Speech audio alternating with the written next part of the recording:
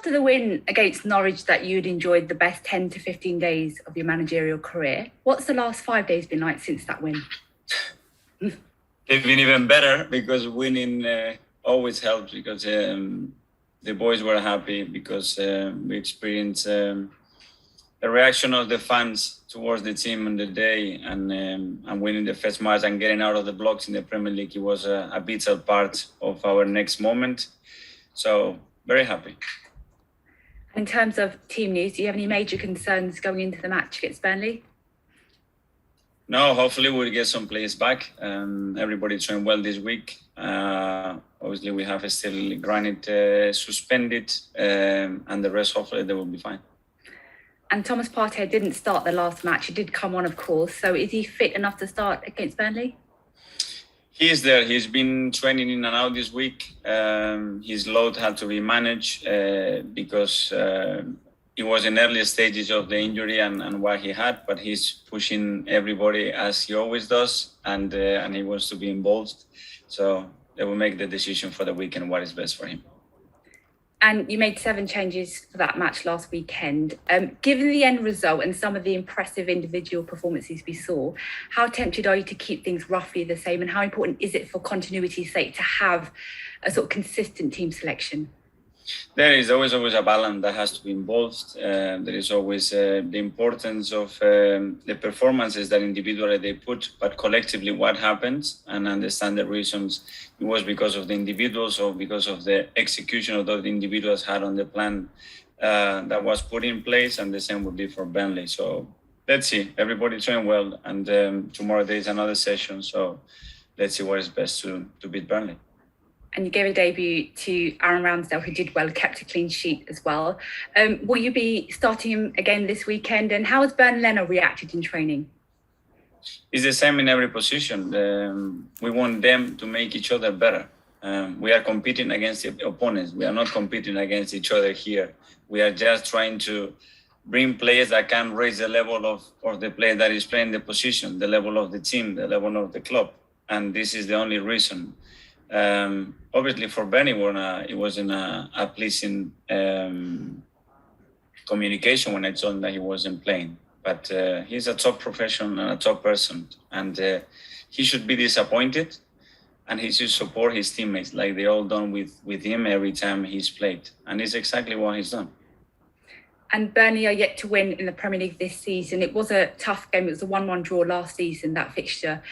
How weary are you of how desperate they'll be to try and get their first win of the season?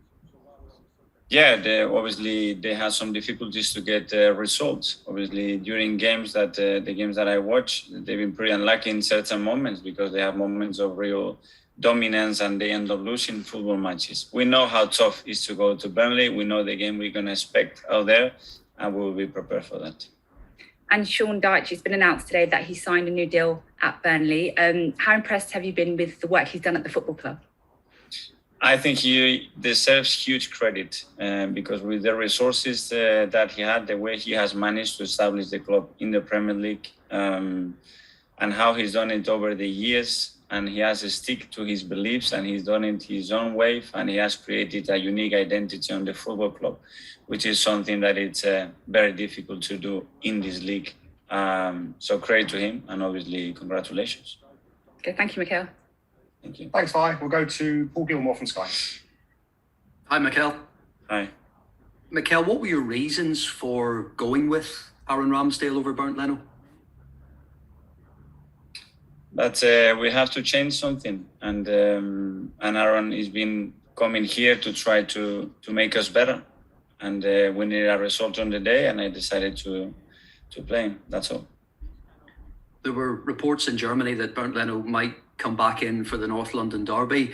Are you going to decide sort of certain games for the players, or what is your thought process? I don't know where they are coming from, but they are ahead of me, and I think I am the one who picks the team at the weekend, and sometimes I read things that I haven't decided yet. So they give me ideas at the most, but nothing else, because I haven't made a decision for Saturday. So imagine for the North London derby. It is Burnley away this weekend. Johan Gudmundsson suggested they hope to make things as uncomfortable for Arsenal as possible. How well equipped is your team in dealing with the threat and the specific threat Burnley bring? Yeah, obviously it's going to be a completely different game than when we played against Norwich because of the qualities, the game that they proposed, where they want to take the game to, and we'll have to try to avoid that as much as possible and do the opposite thing. Jurgen Klopp earlier this season criticised them for their tackling, and that theme came up again after the Everton game on Monday. Gudmundsson says that they can't be that dangerous because they're not being given red cards. It's up to the referees, not other managers or other people. What's your take on that? I don't know, that we all know the rules. We all have to respect the rules, that there is an official that has to say and decide what is right and what is wrong. But you have no concerns that it's over the top? So, some of the tackling this season has been over the top. Do you feel it's been within the rules? Well, they explain the rules. We can agree or disagree, but we don't have a say. So we don't have a say here. So I wouldn't waste any energy on that. And just finally, Jack Wilshere has had kind words for you this week. Has he had the conversation with the club yet about coming into training? And is there any chance at all of him playing his way into a short-term contract? We are in conversations with Jack to understand as well what he needs, what he's looking for. It's a person and a player that has a huge admiration around everybody, not just the players or fans, but all the staff around here. And we are willing to help him as much as we possibly can. He knows that, and that's the situation. And could that help be extended to seeing him again in an Arsenal shirt someday? Could he play for the club again? I wouldn't take it that far. What I'm saying is that we are in conversations with him to understand what he needs, how can we help him, and that's it. Thanks, Mikel. Thank you. We'll go to Ian Abrahams from TalkSport. Hi, Mikel. How are you? Hi. Big week ahead, isn't it? With Burnley, Wimbledon, and the North London derby, and it's important that last weekend wasn't just a good one-off, and you build on that. Absolutely. Now we have to put a run together, and we know how much we need the results, and the performance will lead to that. And with what we have to do against Burnley, we'll be much closer to achieve that. We had a good week to prepare the game. We know what we are facing. The challenge is going to be big because it's one of the toughest places to go in the Premier League, and we are ready for it. You spoke after the game about how much the support of your family had helped as well. How tough have the first sort of 2 months of the season been for you? It's, life brings you things and you cannot decide it. There are certain things that you cannot control. And what it comes to you is coming, and it's coming for sure for a reason. Sometimes we don't want to see it, but it's coming for a reason, and probably is for the right reason. And then it's about how you take it and how you respond to that. And the way that everybody around me responded is the way that I responded. And that's why it's been fine. It's tough because it hurts, because you want to see something different. But what you want is not always what happens. And things happen for a reason. And maybe what is happening, it had to happen. And it's going to be really good for the club and really good for myself and for everybody experiencing that situation. But we have to believe on that.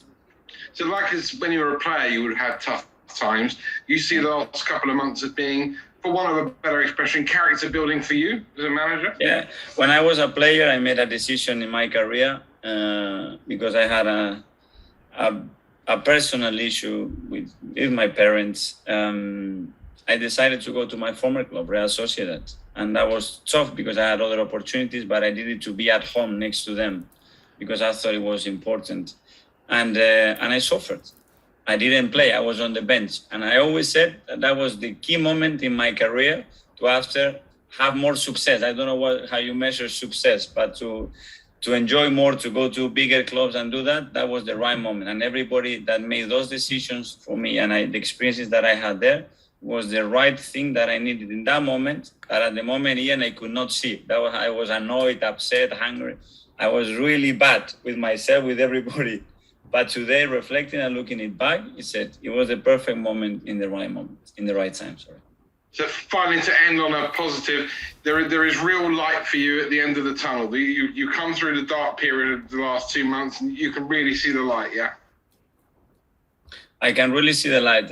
There, I'm telling you, I'm very positive most of the times, and I've seen the light, and I can see a bright light. And there can be bumps on the roads within that light, but I can see a lot of light. Good speech, Mikel. Good luck at Burnley. Okay, thank you. Thanks, Ian. We'll go to Mark Mann-Bryans from the Press Association. Afternoon, Mikel. There were reports Leno had reacted badly to being dropped from the side. I know you said he was disappointed, but have you been worried at all by his response? No, that's not true. That's not true. He responded. He can be frustrated, but he was top with his teammates in training, with everything. That's not true. I know you also said people must be ahead of you by suggesting he will play against Spurs, but have you had to make him any assurances? Will he play in the Carabao Cup, for example? No, that's what I said to them, and I said to the goalkeepers in the last 2 or 3 years, that we don't want to do that. What we want to do is empower performance and ask them to train, behave, and play the best possible way. How can I guarantee somebody to do something? It wouldn't make sense with what we are demanding them to do. So it's on a daily basis. It's what you do. What you did 3 months ago in football, it doesn't count. So it's what you're going to do today and tomorrow, and that's it. You've managed in Europe. Arsenal have been in Europe for 20 odd years until this year. How hard was it watching the game for the last couple of nights? It hurts a lot. In the last few days, it was hurting to put the TV on and see those teams in there and don't see Arsenal there. It was painful. Is it also a bit of a motivator to make sure you don't have to do it again next year? 100%. Yeah. I don't want to be sitting there with Arsenal being out of those competitions. So we know we have the focus and the trigger is there. Okay, Mark. It does mean you'd have to talk to us more. Just finally, Dan, if that's okay. Alex Lacazette is out of contract at the end of the season. I know he had the COVID issue at the start of the year, but he has played just, I think it's 30 minutes of Premier League football so far. Are you now planning a team that doesn't involve him? You're expecting that he might leave next summer, or would no? He's fully involved. You give the reasons why he hasn't played more minutes, and he will be back to the form that he can achieve. And I'm sure that he will be instrumental in our success.